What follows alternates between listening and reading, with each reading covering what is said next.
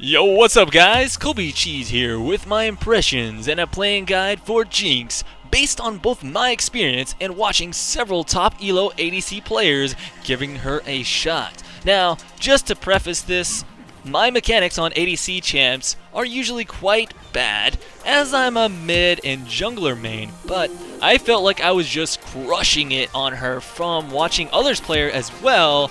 Now I feel she's extremely powerful in her current state. That said, even with some tweaks and maybe some balance to her in the future that might potentially come, I will still find her a lot of fun based on how she plays. So let's chat on her abilities and what they really bring to the Rift. Okay, so you've got her passive right off the bat. Oh my god, so exciting to get excited. Puns, right? But seriously, killing a person or a turret, and then you get to chase down the rest of the enemies for the kills. It's amazing for being greedy, going in, grabbing a kill, and then backing off quickly, or just going all out pentakill potential on people.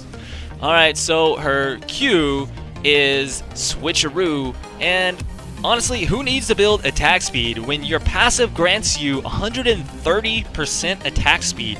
So this makes it really fun and easy to last hit in the lane, first off, and then swapping to her long range, which is the little rocket, gives you an AoE that can also crit at 110% of your AD. That's awesome. This thing hits so hard, and it makes her extremely fun to play. So you'll be maxing this first, and once you get like a BF sword or something like that, you can generally two-shot all of the backwave minions right off the bat whenever you use that rocket, and that's awesome. Also, it makes it really easy for you to just lifesteal back up quickly in the lane, so there's all kinds of potential here.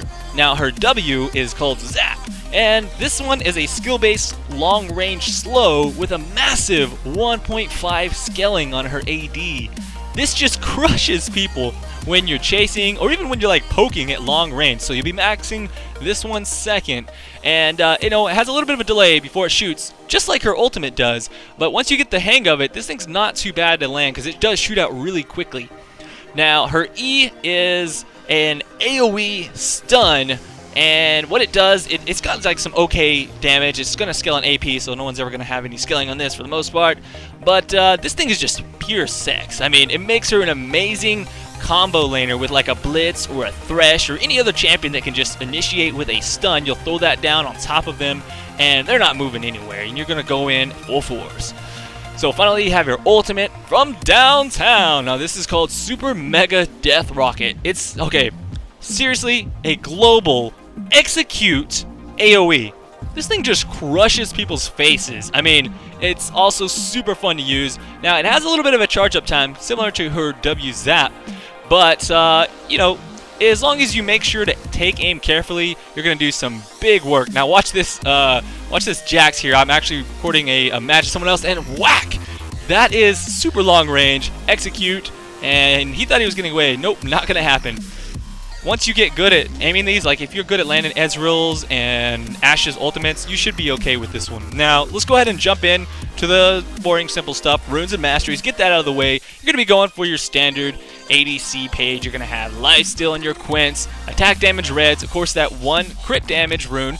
If you don't understand how it works, just know that it's not literally like 1% chance or whatever. You will always get some crits, so you want to have that at least one rune to give you that crit chance. And then you're going to go for the armor and magic resist. As for your masteries, you're going to do the 21-9, and you'll be good to go. Alright, now finally, let's go into her build. Now, I said this earlier, like, why build attack speed? Pretty much from both watching a lot of high-level players, Chaos, and some other players, as well as just testing it out myself, I found that, well, at least in my opinion now, the best build for her is going to go Bloodthirster into Last Whisper. That's it, really. You don't really need to worry about your attack speed. After the Bloodthirster Last Whisper, you can go for like Infinity Edge, or you can go ahead and go for attack speed at that point if you want. And really, that's it. I mean, her abilities scale so damn hard. And the fact that your auto attack scales on AD, I mean, that should be enough right there for you to just build straight up attacks damage, and then your attack speed on your your passive basically is enough to really skip that at least into the late game. So that's what I've been doing, and it's working out extremely well.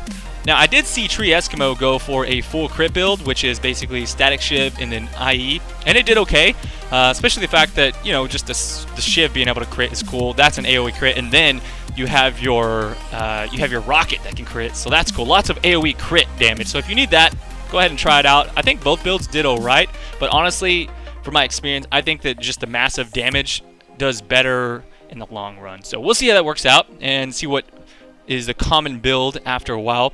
Now, honestly, after the last lackluster AD Lucian, Jinx is really a showstopper here, guys, and may become one of the new dominant hyper-scaling champions that we have to worry about. This is like the new Vayne, in my opinion. Just 1 to 2 kills on her, and she begins to get out of control.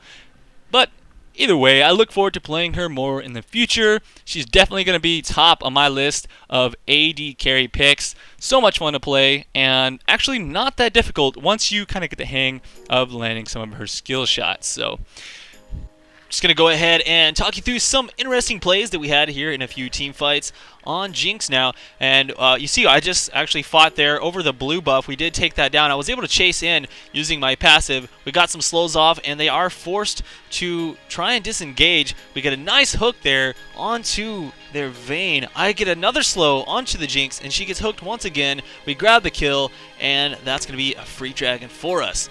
Now, in another fight here, I'm going to be looking to stop them from engaging onto us, just barely avoiding getting knocked up by Jarvan, taking a little bit of damage from Vayne, but she does get forced out by our Poppy. I'm going to be looking any chance I get to throw down my W and poke them and slow them down from the backside, but I'm going to make sure and be careful with my positioning. I do get a little bit too far in the front, so I flash out, but I continue to throw down my Ws, my zaps, every time I get a chance. You'll see the damage is really large, throwing down my choppers, and Vayne does walk right into that, going into an ultimate of my Super Mega Death Rocket, and then one more auto attack with my switcheroo, and she goes down, giving me a double kill after Jarvan jumps back in, and we're able to win this fight enough so that they are not able to take our inhibitor down, and we can push back out and make something happen. Now, a little bit later into the game, I'm going to run in here, and we have a ward at the red buff, so I throw down my choppers onto the Vayne. She is forced to go into a full-on retreat mode. I miss my Super Mega Death Rocket, not a big deal, just bad aiming on my part. Once again, missing my W, but that's the whole, you have to, you know, wait for the charge up time. I'm not used to that yet. Something to definitely learn from there. And even with that being the case, you'll notice I have the full damage build set up here. I've got the Bloodthirster and the Last Whisper built, as well as another Bloodthirster, or sorry, as another BF Sword, and I'm able to pick up 3 kills. I don't grab the Jarvan because I did miss that W, but we do have a little bit of cleanup there from the team, and I take a Lantern for the free escape. Now, just a little bit later, after the turret is down, I get a nice long-range snipe, which slows down the Vayne just enough for our Annie to catch up, and we grab yet another kill here.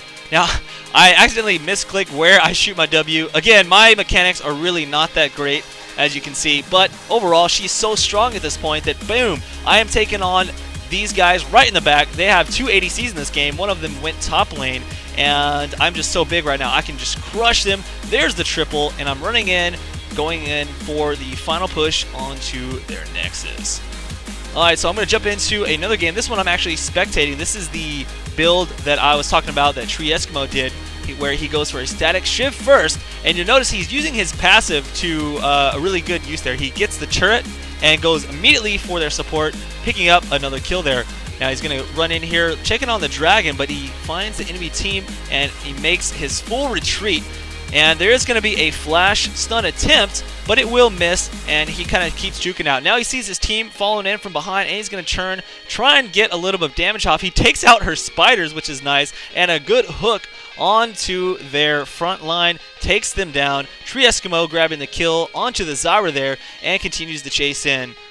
Once again, a little bit later on in the fight, we're going to see a really, really nice job from him, kiting in the back line, using his zap, as well as his ultimate, picking up a kill onto an extremely fed Zed, and he's going to look for some good positioning, throwing down his choppers to try and zone for the enemy team. He gets 3 people into those choppers and continues to auto-attack, switching back and forth between his rockets and his minigun as he gets in range or out of range of actually needing to use that. Now, he starts to get turned around on here, but they're tanks are really low, and his extreme damage output allows him to pick up a double kill, and then his passive gives him just enough speed to chase onto the Corki. He lands a great zap into a few auto attacks, and that nets him 4 kills in that team fight.